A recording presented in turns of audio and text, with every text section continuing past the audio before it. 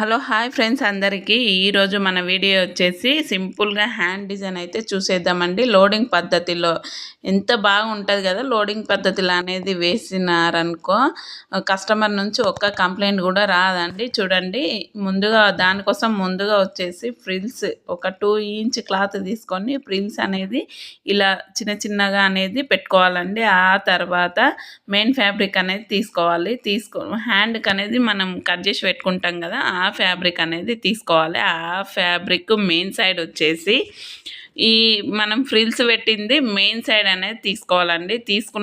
తీసుకొని హ్యాండ్కి చివరన మనం హ్యాండ్కి ఖర్చుల కోసం అనేది ఉంచుకుంటాం కదా, అక్కడ అనేది స్టిచ్చింగ్ అనేది చేసుకోవాలి. చూడండి, నేను ఎలా చేస్తున్నాను అనేది చూస్తే మీకు అనేది క్లారిటీగా తెలుస్తుందండి. చూడండి, ఇలా అయితే మంచిగా స్టిచ్చింగ్ చేసుకున్న తర్వాత మనం లైనింగ్ ఫ్యాబ్రిక్ ఉంటుంది కదా అండి, లైనింగ్ కోసం కట్ చేసుకొని పెట్టుకుంటాం కదా, అది వచ్చేసి దానిపైన పెట్టేసుకొని అది కూడా ఒక మెయిన్ స్టిచ్ చివరికి అనేది ఒక స్టిచ్ అనేది చేసుకోవాలండి. చేసుకున్న తర్వాత చూడండి, మళ్ళీ ఓపెన్ చేయాలి. ఓపెన్ చేసి ఇప్పుడు అనేది దానిపైన స్టిచ్చింగ్ అనేది చేయాలి.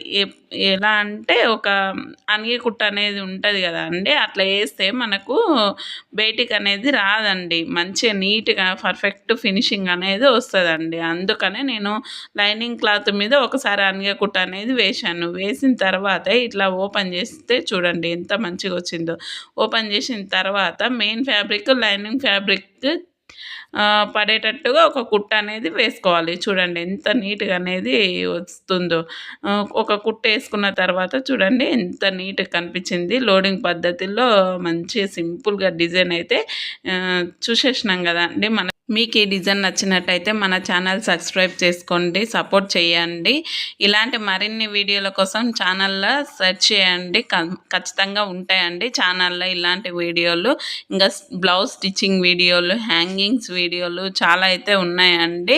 మన చిన్న ఛానల్ని సపోర్ట్ చేయండి. ఇప్పుడు వచ్చేసి మనము లైనింగ్ ఫ్యాబ్రిక్కి మెయిన్ ఫ్యాబ్రిక్కి అయితే మొత్తం జాయిన్ చేసుకున్నామండి. జాయిన్ చేసుకున్న తర్వాత ఎక్సెస్ మొత్తం కట్ చేసుకొని నాకైతే ఇక్కడ చంక పెలికలు అనేది పడుతుందండి. నేనైతే చంక పెలికలు అనేది జాయిన్ చేస్తున్నాను. మీకు కటింగ్లో అయితే ఉంటుందండి. మీకు కటింగ్లో పెద్ద బ్లౌజ్ అయితే చంక పెలికలు పడతాయి, చిన్న సైజ్ బ్లౌజ్ అయితే ఏం పడవండి. అది చూసుకొని మీరైతే చేసుకోండి, కుట్టేసుకోండి. ఆ తర్వాత చూడండి, నేను హ్యాండ్స్ అనేది జాయిన్ చేస్తున్నానండి.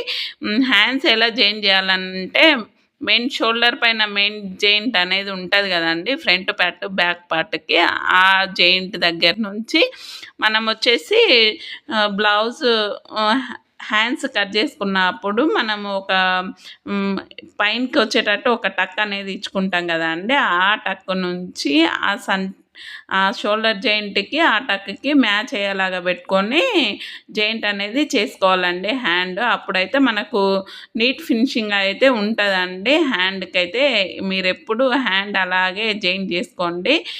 చంక నుంచి అయితే ఎప్పుడు జాయింట్ చేయొద్దండి, అది చాలా ప్రాబ్లం అవుతుంది. ఒక సైడ్ గుంజి పట్టినట్టు లాగినట్టు అట్లా అనేది వస్తుందండి.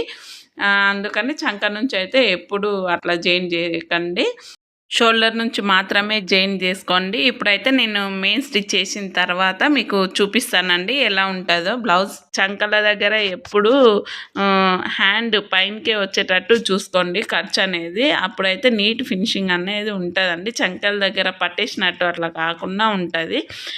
కింది సైడ్ వచ్చినానుకో చంకల దగ్గర పట్టేసినట్టు ఉంటుంది, అందుకని నేను చెప్తున్నాను. చూడండి, బ్లౌజ్ అయితే జాయిన్ చేసినాను.